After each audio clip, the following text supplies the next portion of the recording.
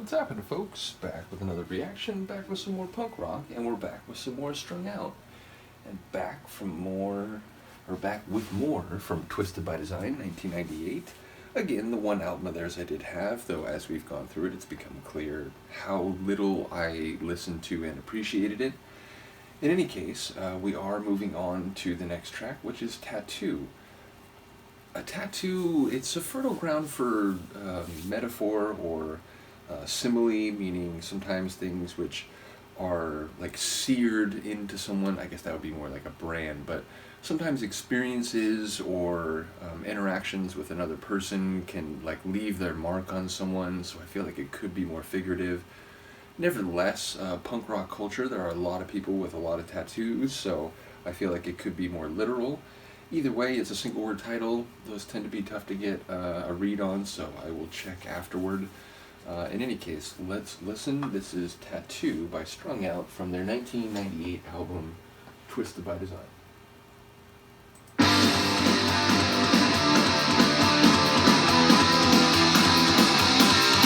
I sort of remember the opening here.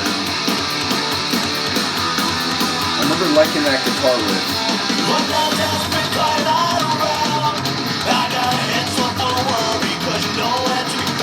Yeah, I remember this one a bit.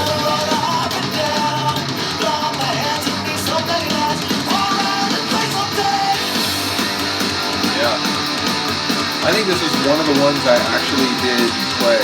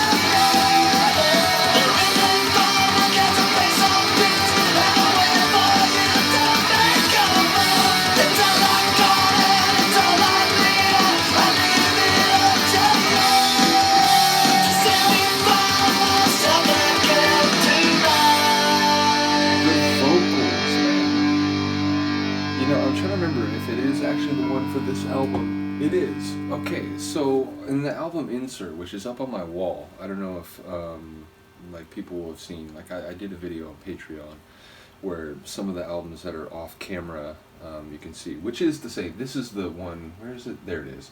But the one that came with this, I have like the other side visible, and it's the lead singer, and he's absolutely just like, the intensity of his singing is evident in the photo, and in this track I think you can hear it very clearly. Some incredible vocals there, and I don't know if the line was too much to say or so much to say, but then to like have that line and to then like launch into a higher level of vocals with greater intensity, it's like clever songwriting too. So yeah, I heard bits and pieces, including the title of the track, I believe, but I'm not sure what it's actually about, so I will check in a moment. I feel like Luca she positions herself strategically to make me feel bad about picking her up. Nevertheless, I will try to be delicate here. Quickly move her to the chair, and she approves. Okay, so let's find out what is going on here. Okay.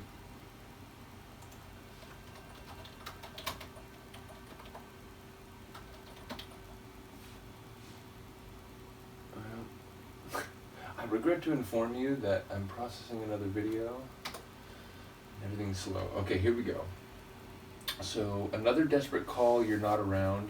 And just to mention again, the opening of this one, it really did come back that like I listened to that in my car, like driving around. Like I have memories of listening to that one, which there's a number of tunes on here where I don't really have that recollection. So ultimately, this must have been one along with Too Close to See and Matchbook that I listened to, because sonically I recognized it immediately.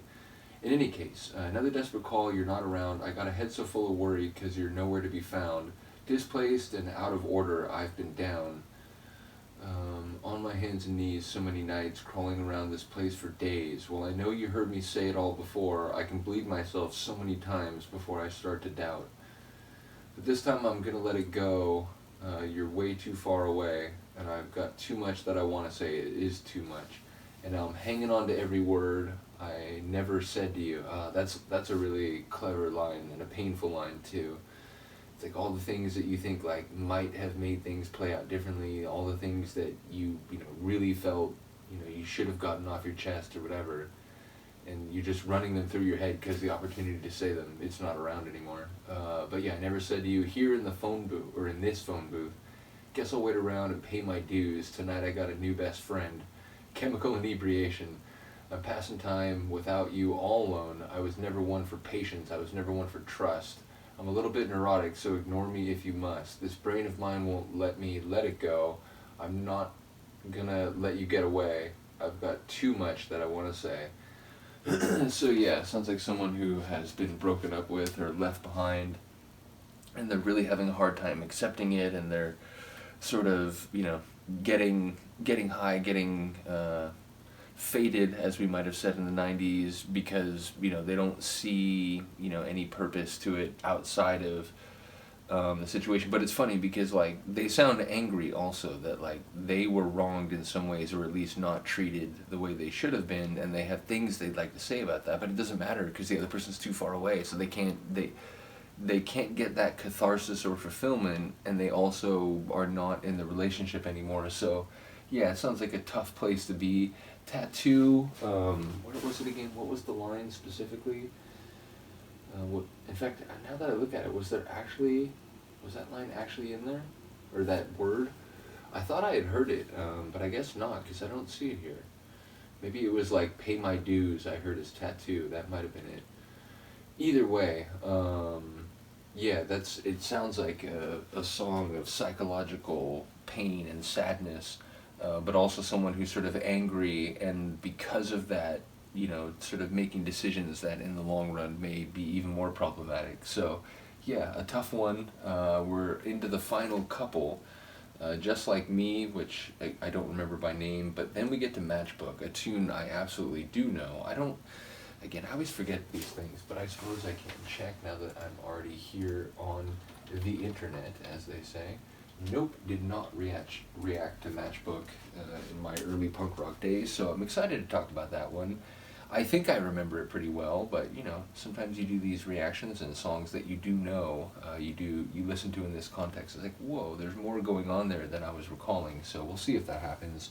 In any case, shout out once again to Paulie. Let me know what you think. I will see you next time. Peace.